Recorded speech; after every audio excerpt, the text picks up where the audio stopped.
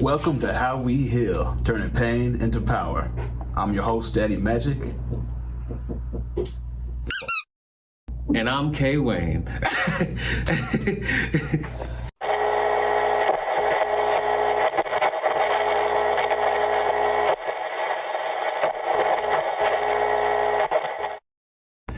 Welcome to How We Heal, turning pain into power. I'm your host, Daddy Magic.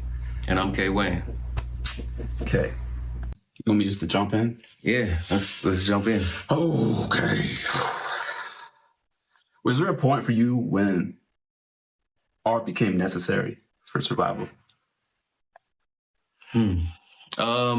Yes.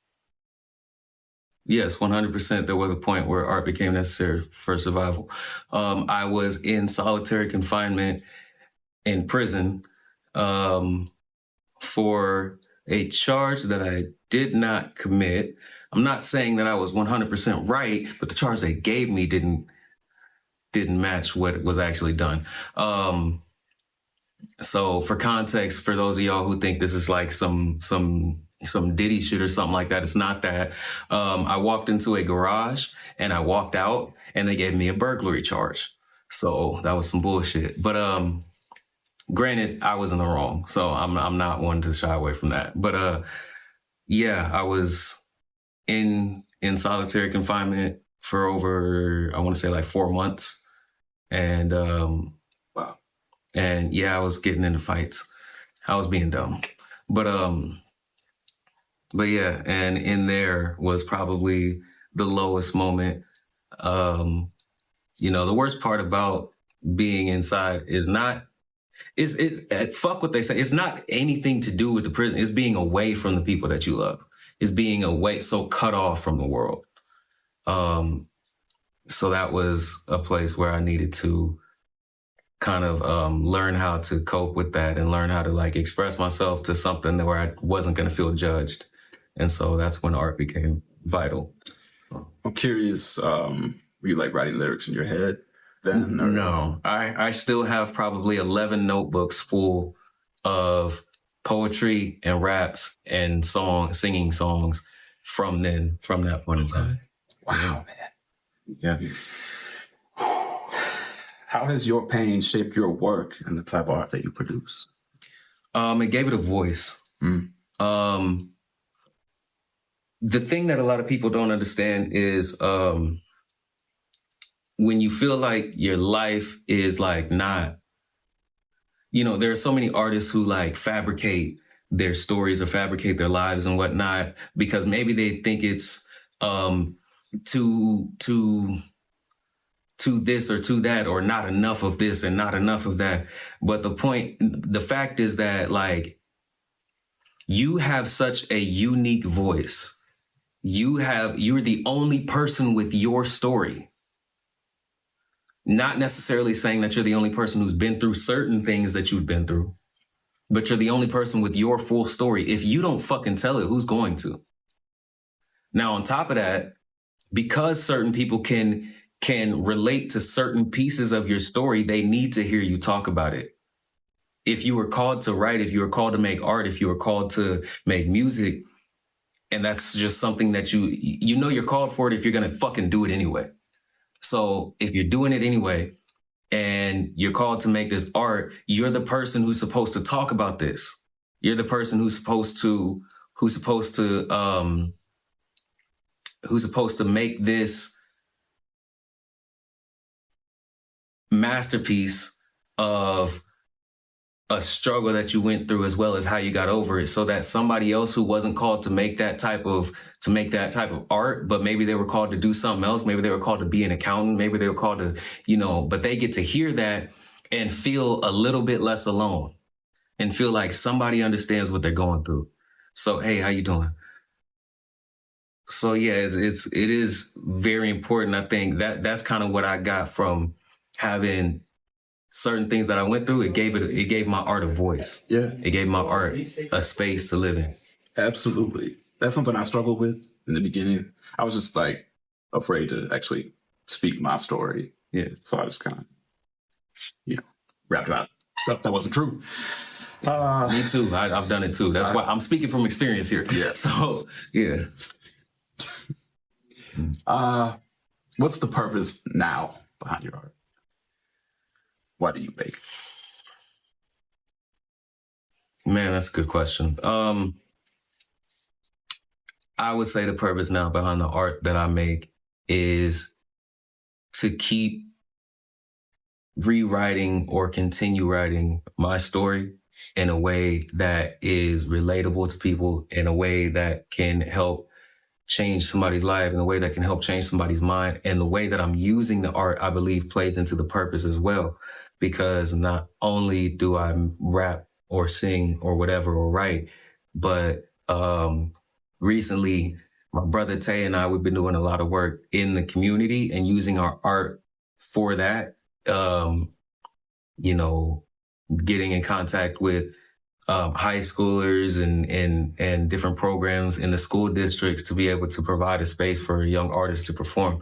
And so the purpose for my art now is in order to, the purpose for my art now is to basically create a medium, not just with the songs, but with the world around the songs, where the person who is the next version of me, the next generation's version of me, can have it just a little bit easier, if not a lot easier, in order to be able to accomplish maybe what I have by the time my story's done. So that's a good answer, man. Yeah, I like that. Thanks. Okay, so I'm curious how you cope with past grief compared to now. Like how I used to cope with it versus now? Yeah. Yes, sir. I would check with with the road. I didn't. Yeah. I didn't in the past. Well, you know, some people would say like,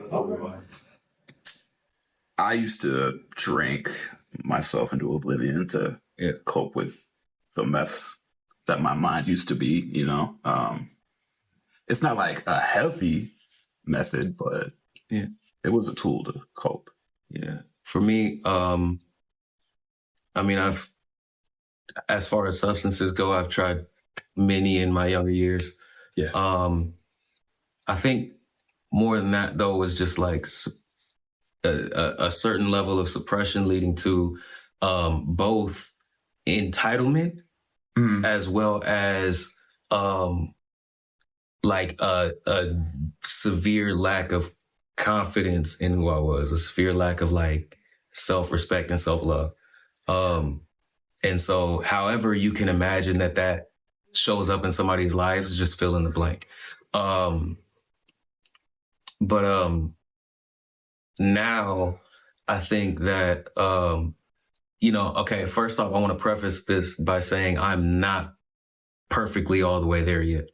There are still some things that, we were just talking about one the other night.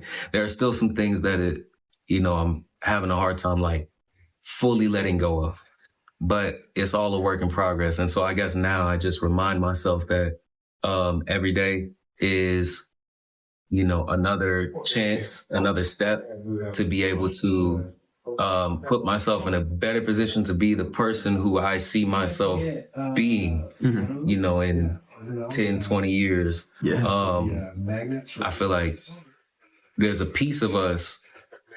It's called the piece that is called the passionate piece of us.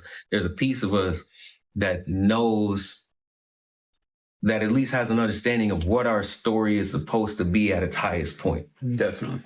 And so, I guess every day now when it comes to like dealing with past and whatnot, like that is a piece that I need to continue to get better at when it comes to like how I cope with it, how I deal with it, continue to get better at every day so that by the time I'm, you know, so that I can just get to that place, I guess, of the highest. Yeah, absolutely. So I do a lot of like meditation, nature walks, stuff like that. Just this is the short version of the answer. I should have just said this. Nah, I need I need footage, so I appreciate you. Yeah. I appreciate you dragging it on. Okay, cool. 'Cause I'm a yapper. You giving me a chance to talk about myself, man. I appreciate it. Nah, yeah, that was a good answer, man. I'm curious if so I I go to therapy. I'm still in therapy, and one thing we worked on was parts. Like when I first started rapping, I was like stuck in that comedian part of me. That's the face I put out there for everyone. Can you break down parts for me? I'm unfamiliar with the context that you're using it in, I think. Okay, yeah. So like your inner child, that's a part of you. That's one of your parts. Okay. And then you might have like a therapist part or like a warrior part, Okay. So these are just all like aspects of you. Yeah, okay, all right. Okay, I'm with you now. Okay. All right, yeah. Yeah, so like I used to, present myself as the comedian because I was safe. Yeah. I just didn't have the confidence back then to be serious. Oh, really? But like in private, like I'm a way more serious person than what I present to people. Yeah. Right on, man. You came in. Have you done any? Am I familiar with that? Yeah, definitely. Yeah. So for me, Oh, gosh. I have, in my own personal growth, I have played so many different characters. One of the things that when I was kind of like doing what I guess some people would call like shadow work, but just like looking back in the past and seeing what things are like still affecting you, right? So one of the things that I was able to identify when I was doing that was like, I didn't grow up in like a specific neighborhood necessarily.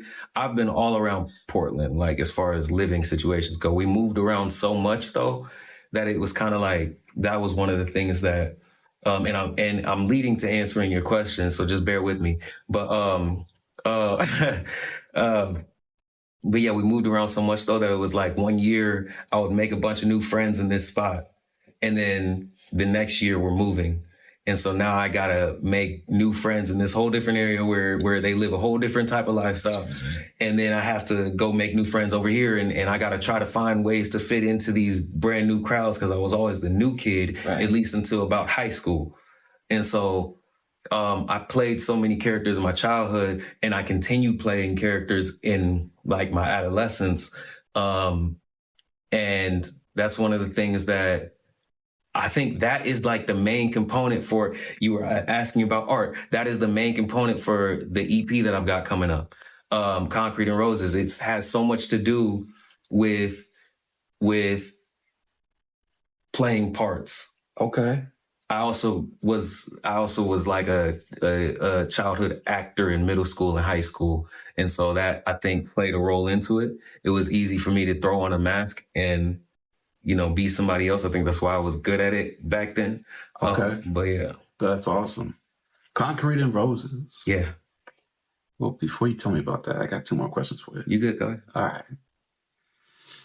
When K-Wain is not creating, when you're not out here in the community, who are you? What do you do? What's a day at home look like for you? As far as who I am, I don't know. I'm finding that out every day. As far as what I'm doing, so for the past probably, I don't know, 4 or 5 months, ever since I started working on the EP, there hasn't been a whole lot of time where I'm not creating. But in those times when I'm not, I am building a relationship with my girl. I am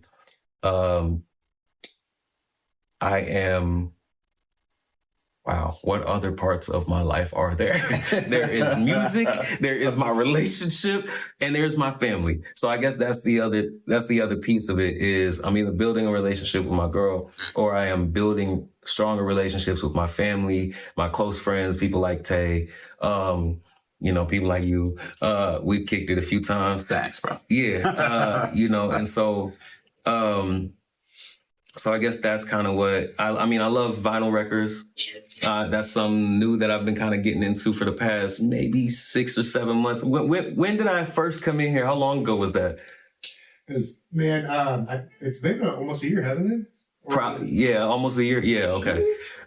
So that's something that I knew that I've been kind of getting into, loving vinyl records. I read a lot. Yeah, I do. Yeah, I have like a fat library on top of my dresser that I need to find a place for. I need to just get a bookshelf. I don't know why I don't just get a bookshelf. That's a good idea. Yeah, you would think, but yeah, I read a lot. And yeah, I guess I like hikes. Okay, Yeah, that's cool. so Great, good answer, man. I mean, I hope so. I mean, I guess, yeah, I'm not working on my art 24/7 like you are. So I guess it got to a point where, because before this EP started to come about, I was taking a break from music. Like, and it was a choice because I had run into so much stuff on the scene. I'm not going to like specify, but I'd run into so much stuff on the scene that just rubbed me the wrong way, that I saw issues with. And I was kind of in my own, this is part of that entitlement piece that I was talking about. I had all these complaints. Yeah. I had all these complaints just building up. I wouldn't tell everybody. I might tell him every now and then. I might talk to you guys about it. You, Jamie, Silent, you know. Yeah. But I had all these complaints. And I was kind of like mad at myself for not feeling like I was doing anything about it, and feeling stagnant, and feeling like why I was angry at myself because I was like, why am I allowing these circumstances or whatever to dictate where I can take this? Yeah. You know, or what I can do with this. And so once I was able to kind of get over a certain amount of the entitlement piece of it, I guess I started to like get the itch to write. I started to get the itch to, things started coming from a purer place. Because before, not out of that anger, not out of that resentment, you know, things started to come from a purer place. And what the break also did for me is it gave me time to sit and actually process, like a lot of the BS that like dealt with all the scene, a lot of the stuff that I had never dealt with, you know, from jail, from everything from when I was 18 years old. I got locked up at 18. Everything from when I was 18 years old to about 20, that was 2016, to about 2023. I want to say, is that when we took our break? 2023? There's other small breaks, but that was the biggest. That was the big one. Yeah. Everything from then on, I had no time to process. Yeah. I came out of jail and I got straight onto the music scene. Literally, how many days? 8 days. Like something like it was crazy. Yeah, hit the ground running. Hit the ground running like a skydiver. I had a song called Skydivers. But it was 8 days after I got out of jail. I was at Mic Check, and then 2 months later, I'm on TV. You know, doing shows all around the city. Through our own show. Oh yeah, not the Snapchat party. This is before then. This is before then. This was Rude Boy Rosie. Yeah. Shout out my guy Vaughn up in Kent, Washington. Yeah. But yeah, through our own show. Sometimes we were doing 2-3 shows a night. We were like everywhere around the scene. And literally like 8 days after I got out of jail, I hadn't even had time to settle down. And so everything from 2019 to about 2023, like there was no processing going on. It was just, we were everywhere. And then I finally kind of like took a step back and realized, like, you know, I had all these complaints about the scene because I wasn't at a place with myself to be able to create the environment that I wanted to be in. Does that make sense? That makes complete sense. So I was like in such a rough place.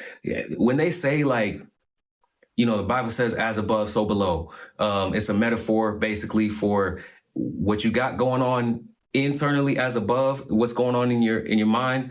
You know, your environment reflects that for better or worse, you know, to a certain extent. Once you can get to a place of peace up here, everything comes naturally. You start attracting the things that, you know, are are nourishing to your soul instead of just like the poisonous fucking entitlement, resentment, all of that type of shit. So I'm gonna stop talking though, because No, I appreciate it, man. yeah, You're a wise man. I always hope to listen to you. oh man, I just read. I steal other people's wisdom. Hey, Yeah. don't we all? All right, man. Last question for you. What is one key thing that you hope people will take away from you as an artist?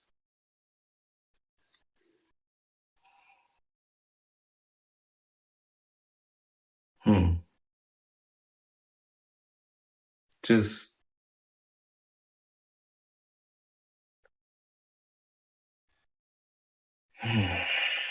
oh man.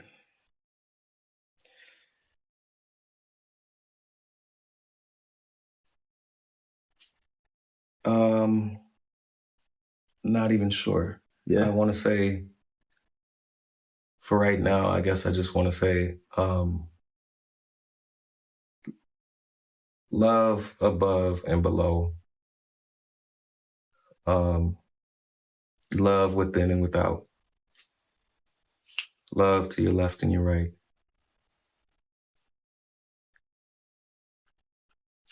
Love the past and the future. That's really all I can say, and I know it's mad cryptic. That's beautiful, man. Thank you. To those who need to hear it, they will, you know? Yeah. I understand what you're saying. That's cool, man. Yeah. Thanks. Well, I really appreciate you doing this. Yeah. Thank you for having me. Yeah, you're welcome. Thank y'all for tuning in. If you tuned in, if you didn't, like, you know, I thank you too. You know, you probably scrolled and was like, hear what this nigga had to say. But yeah, I appreciate y'all. Yeah, this has been How We Heal, turning pain into power. I'm your host, Daddy Magic. I'm K-Wain. Thank y'all. Wait, real quick. You got to let them know where they can find you. Oh, K_WAIN PDX. That's K-Wain PDX. That's on Instagram. You can follow Rosie Records. You can follow Rosie Records on Instagram. I can flip it. But yeah, K-Wain PDX. Or if you're on streaming platforms, just K-WAIN. And yeah, or if you want to come see me in person, I'll be at 503 Records every third Friday of every month. Shout out Aaron B from the 503. Just scream from the other side of the room so they can hear you. 503 is the place to be. 503 is the place to be. 503 is the place to be. 503 is the place to be. 503 is the place to be. 503 is the place to be. I'm sorry. No, good, bro. 503 Records, Beaverton, Oregon. What's the address? 3899 Southwest Hall Boulevard, Beaverton, Oregon, 97005. 005. Thank you. All right. Yeah, every third Friday, 7 to 9 p.m. Pull up. Oh, yeah, man. Again, thank you, bro. I really appreciate it. Thank you. Yeah, some really good questions. Yeah, thanks. Yeah. Stumped you a little bit. I wasn't expecting that. You know, hey. I appreciate that you stumped me. I thought you were a genius. But, I mean, you know, I do what I can. But now I'm not so sure. Yeah. Nah, I'm kidding. I thought I was It's kind too. of a good interview when you stump somebody. Yeah. You're like, oh, Yeah. you gotta think, man. You're like, wow. Yeah. You're actually my first guest, so. Really? I'm actually honored. This is like when you talk. Okay, so you said the title, right? And you got into what the show is for, and I was kind of like, "Oh, this is dope." And then you started asking the questions, and I was like, "Nah, he like knows where." This is one of those things that's just coming from a pure place. Exactly, yeah. Like you know exactly what you're doing with this, and that's like what I took away from it the whole time. And I was just like, man, that's why when you. Hello, 503 Records. That's why, like, the questions that you were asking, I loved them so much because I was like, man, this is like, we need this I'm around happy town. to hear Like, that, man. yeah. Even the back like, damn, that was a good question. I don't even know how to answer that. Yeah. Actually, that last one, I was submitted. damn, do I even have an idea? So I started thinking about it. I'm like, yeah, nah, Yeah. I'm glad that you got out of that place because you started just posting all this footage, and I was like, damn, that's what I want to do. Why am I not doing that? And I was still hanging out with people who were in that place of like entitlement, and I was just recognizing like that's not where I'm at right now. So it took a lot of work. That's the one thing about this project is I was telling Tay this. It was probably 20% writing and recording. Yeah. The other 80% was like all the self-work that led up to it. Yeah. Like the stuff that nobody sees. The stuff that nobody sees or nobody hears about. Yeah. Correct. Like it was, the way the guy. It was a lot. A lot of people. That's another thing about the break. I'm glad you're still recording. That's another thing about taking a break every now and then when you need to, because it's so easy. Okay, let me restart that. Taking a break when you need to. When you're alone, the only thing you can focus on is the mirror. But if there's anything else around you, you're going to look at that because the mirror is fucking scary. Oh yeah. Oh yeah. You know what I'm talking about. So I used to literally see my own reflection and I would just couldn't look at myself. Yeah. No, it was hard for me too. I had a whole moment, or I'll say a day because it was about 8 hours. Okay, full transparency, I was on a fat shroom trip anyway, but I had a whole moment where I'm sitting there writing all of the things that I hated about myself in my notebook on this shroom trip. It was a bad trip. And I'm sitting there like, but it was a whole lot of, it was like a whole lot of stuff that like, real deep.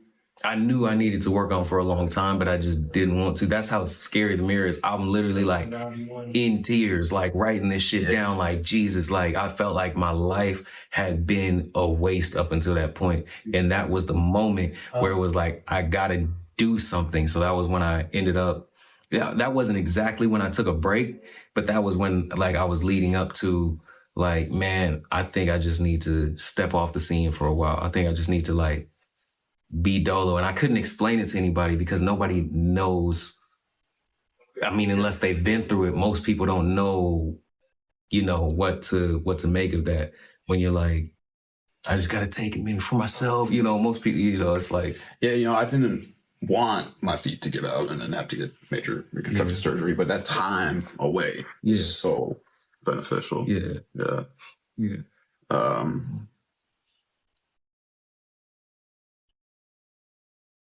Sorry, it's the ADHD. You good? Lost my train of thought. Yeah, that's cool. So, but no, I just one more time and then so many people are going through so much, and I just want people to start talking about it with each other, you know, and that's why I asked if you were comfortable answering the questions in front of others, you know. Yeah. You know, it's my cup of tea. We've been talking about this type of shit for a couple of years now. Me and you? Yeah. Well, yeah, for sure. But I'm going to post it online for everyone to see, you know? Yeah, so I just want to make sure, you know. On second thought, let's erase. No. All that's on my mind is getting money, dog. All that's on my mind is she gon' fuck and all. For the other side, they don't want nothing, dog. If you ain't on my time, it's time to cut you. Snip, bitch. Cause there's money on my mind. Head on the swivel like it's on my mind. Okay, badass bitch, and I treat it like she royalty. She braid me, then she oil me. No kidding, girl, you spoil me. Good pussy nowadays ain't quite as rare as loyalty. I'm grateful for you showing me, cause girl, you know my story. We were top tier fuck boys, speaking for myself at least. Last time I let a pretty face get the best of me. The last time I can recall believing what hoes telling me. You fell for me, you fell with me, you felt it, so you failed to see a nappy head.